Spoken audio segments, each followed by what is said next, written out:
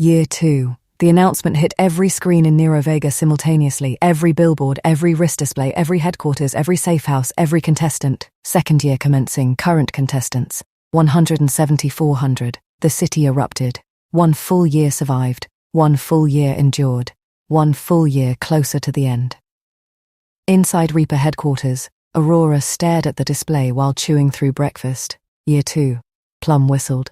That sounds way scarier than month 12. Ellie nodded, because it is. Mira sat nearby reviewing city reports. The support specialist had become frighteningly good at it. The challenge prediction software unlocked months ago had turned her workstation into one of the most powerful intelligence centers in the Eclipse. Pines called it cheating. Mira called it efficiency. The announcement changed again. Official challenge summons. All contestants report immediately. Challenge participation mandatory. Aurora sat up. Oh? The challenge details unfolded. Challenge name. Mutual combat. 50 contestants will be selected. 2 teams of 25, randomized team assignment, factions may be split. Team elimination rules apply. The room immediately became quiet. Plum looked horrified. That's evil. Pines nodded. Very. Aurora frowned. What do you mean? Pines pointed. It means factions can be separated. The realization hit. Ellie immediately understood. Oh. Mira looked up. They could put brothers against brothers. Pines nodded. Or parents against children. Silence. Plum looked disturbed. That's really evil. The old Reaper smiled. Welcome to the Eclipse. The arena looked massive. Thousands of spectators packed the stands. Hundreds of cameras floated overhead. The challenge wheel sat in the center. A gigantic rotating mechanism containing every eligible contestant. The crowd roared. Names spun, lights flashed, the wheel slowed. 1 by 1 contestants were selected. 25 blue, 25 red. The audience watched nervously. Aurora, blue. Ellie, blue. Plum, blue. The girls cheered. Kale, blue. Aurora tried very hard not to smile. Failed. Meanwhile, Pines and Mira headed toward the spectator section. They found seats overlooking the arena floor. For a while neither spoke. Then someone sat nearby. Mira immediately stiffened. Pines sighed. Of course. Darius Voss, the kill leader. The man wasn't selected. Apparently even the Eclipse occasionally made mistakes. Darius sat casually, like a shark pretending to be furniture. Mira instinctively moved behind Pines. Darius noticed. A small smile appeared. Smart girl. Pines didn't even look at him. You smell worse than your reputation. Darius blinked. The old Reaper had insulted him so casually it actually caught him off guard. What? Pines finally looked over. You heard me, Pepsqueak. Mira nearly choked. Darius stared. The kill leader, the most feared contestant in the games, being called Pepsqueak. By a 70-year-old man. The crowd would have paid money for this. Darius leaned forward. You should be careful, old man. Pines snorted. Or what? The tension sharpened. Darius's eyes narrowed. You know who I am. Pines laughed. The actual audacity of it, I certainly do. Darius opened his mouth. Pines cut him off. You think you're the only person who remembers Vea? The smile disappeared instantly. Darius froze. Mira noticed. Something had changed. Pines' voice lowered. I was there. Silence. I was one of the first responders. Darius stared. Pines continued. 5 million dead. The old Reaper's eyes hardened. Friends, soldiers, families, people. For the first time.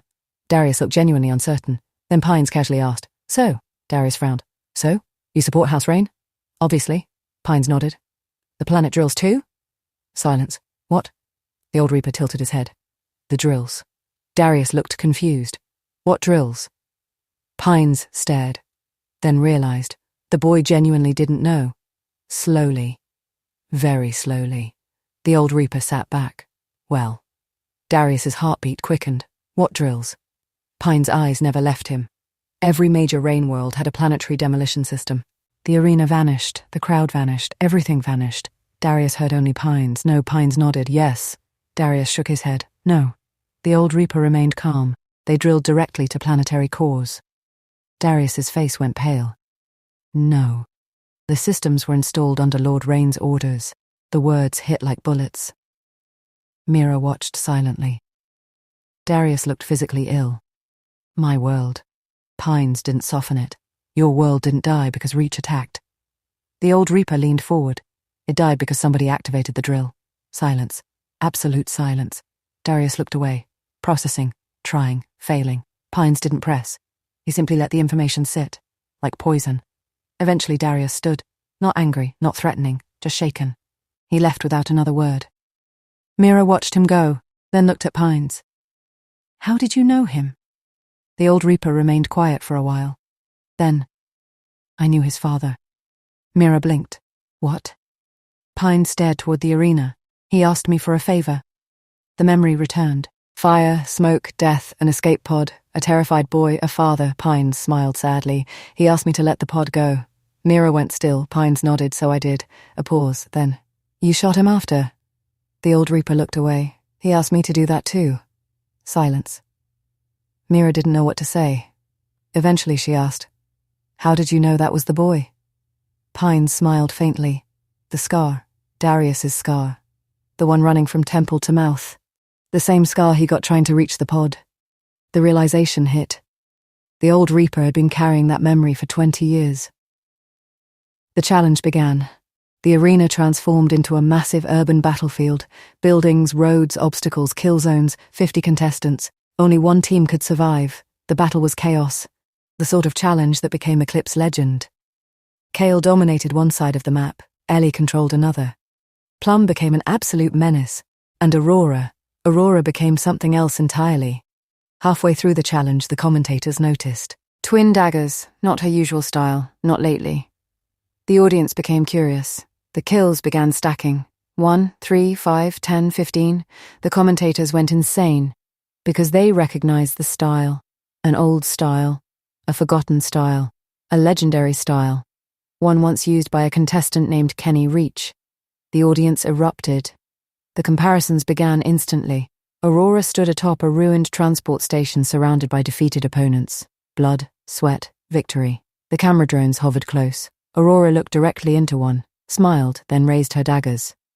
Although I'm growing my own shadow, the arena quieted. Aurora twirled the blades. It quote, still nice to acknowledge the shade of the person who helped me grow. Silence. Then, I love you, Daddy. The crowd exploded. Aurora immediately pointed toward the camera. I mean Lord Reach. The explosion became even louder. Far away, on Prime Reach. Kenny sat frozen. Celine looked over. The old champion wasn't speaking, wasn't moving, just watching. A single tear rolled down his cheek. Celine smiled, softly, proudly, and rested her head against his shoulder. Neither said anything. They didn't need to. Back in the arena, the challenge ended. Blue team victorious, only 5 remained. Aurora, Ellie, Plum, Kale, one final survivor. The scoreboard updated, 125,400 contestants remaining. The city went wild. Current rankings, 1. Darius Voss, 68, 2. Kale Solvaris, 28, 3. Aurora Reach, 21, 4. Ellie Dawnfall, 11, 5. Plum, 9. The rankings had changed dramatically. For the first time, Aurora had entered the hunt. The survivors exited together, exhausted, bruised, victorious. Aurora approached Kale. So? He smiled. So? Ellie rolled her eyes. Plum gagged dramatically. Aurora ignored both. Thanks. Kale shrugged. You too. For a moment they simply stood there. Comfortable. Familiar. Then Kale nodded. I'll see you around. Aurora smiled. You better. The prince laughed, then headed off toward recovery. Aurora watched him leave. Plum immediately appeared beside her. Wife. Aurora nearly punched her, and somewhere far away, Darius Voss sat alone, not thinking about the challenge, not thinking about the scoreboard, not thinking about Aurora. Only one thing echoed through his head. Planet drills. And the horrifying possibility that the man he dedicated his life to avenging may have been the one who killed his world. Year 2 had begun, and for the first time, the foundations beneath every major player were starting to crack.